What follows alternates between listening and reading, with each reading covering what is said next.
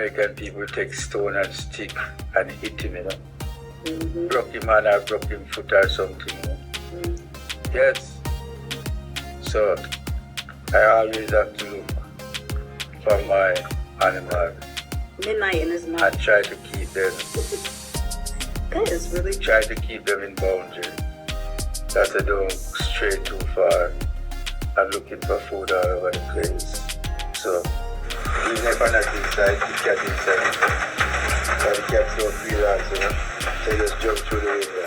And through me don't lock the door. So you just do what you have to do, you know. So he even go by the top out and sleep. He still sleep inside here, you know. So I don't know if it's gonna work out if I'm supposed to rent this room, you know.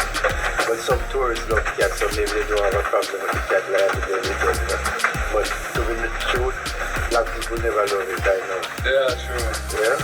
But I wish it's just tourists from Europe come to my place, you know, and just chill, you know, with the animal, you know.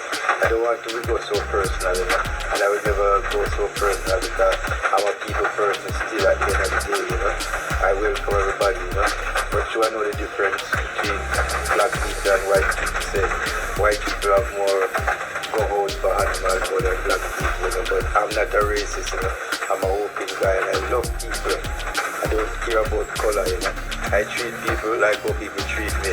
So if you're black and you treat me bad, it's bad. And if you're white and you treat me bad, it's bad, you know. So it's not all about color, it's all about people in general.